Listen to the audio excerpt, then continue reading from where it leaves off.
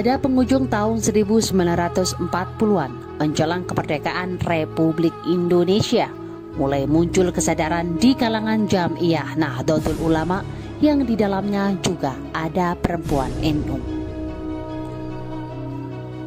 Sungguh menyedihkan, kala itu di tataran ibu-ibu NU mekanisme organisasi belum teratur. Ibu-ibu NU hanya sebatas nyai pengasuh pesantren yang tergabung dalam muslimat, sedangkan pemudi NU belum tersentuh. Berbeda dengan organisasi underbow seperti Aisyah milik Muhammadiyah, Kowani di bawah organisasi induknya PKI, dan Masyumi dengan GPII-nya, organisasi itu sudah memiliki mekanisme dan struktur jelas.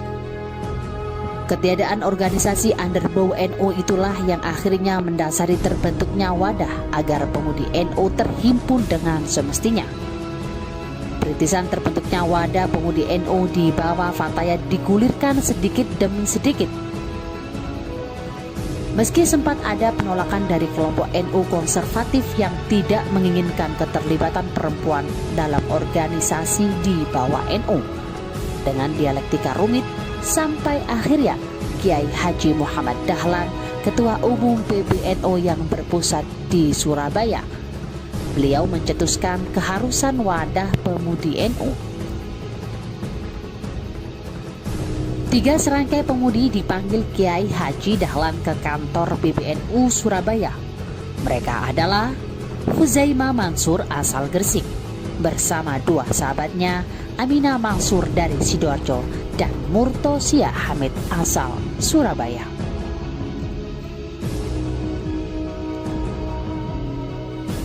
Sampai akhirnya Fatayat Nahdlatul Ulama lahir di Surabaya pada tanggal 24 April 1950 Masehi, bertepatan dengan 7 Rajab 1369 Hijriah.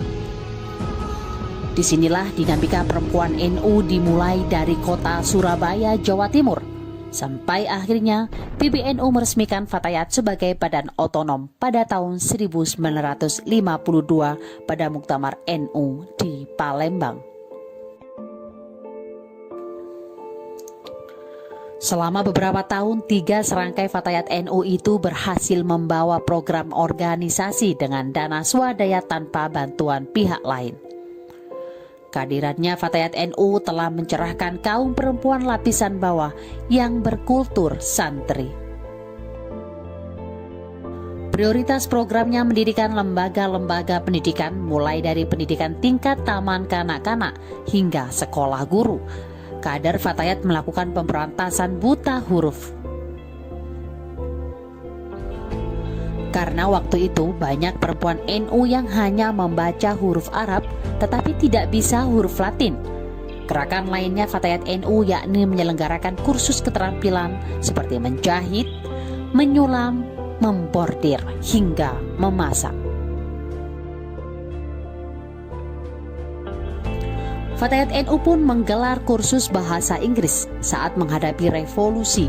Kader mengikuti latihan militer menembak, menggunakan granat, dan perlengkapan perang lainnya. Pada perkembangan berikutnya, mulai dirancang secara sistematis dan teoritis anggaran dasar pada periode 1962 hingga 1967. Fatayat NU melakukan konsolidasi dan pengembangan daerah dan cabang.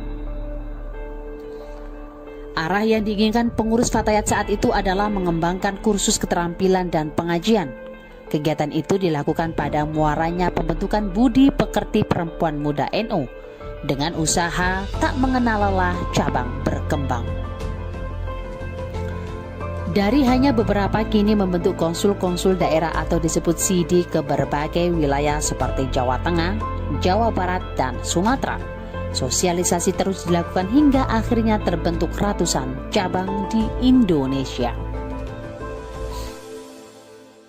Di ulang tahun ke-71 tahun ini, untuk meneruskan perjuangan era 3 serangkai Fatayat NU, kader Fatayat NU Gresik melakukan beberapa terobosan dalam mencetak kader berkompeten dan bermanfaat bagi masyarakat.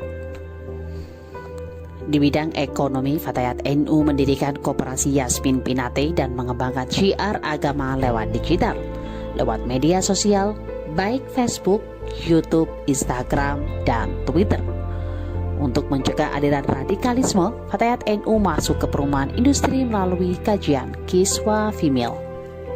Dengan potensi massa yang besar dan jaringan yang luas, Fatayat NU juga bekerja sama dengan pemerintah dan swasta dalam berbagai kegiatan, seperti pendampingan perempuan korban kekerasan rumah tangga melalui kebun pemulihan, serta mencetak dai profesional di seluruh lapisan desa. Dengan demikian, diharapkan seluruh kader Fatayat NU mampu mengisi ruang publik dengan tetap mengutamakan kultur dan nilai-nilai Ahlus Sunnah wal Jamaah.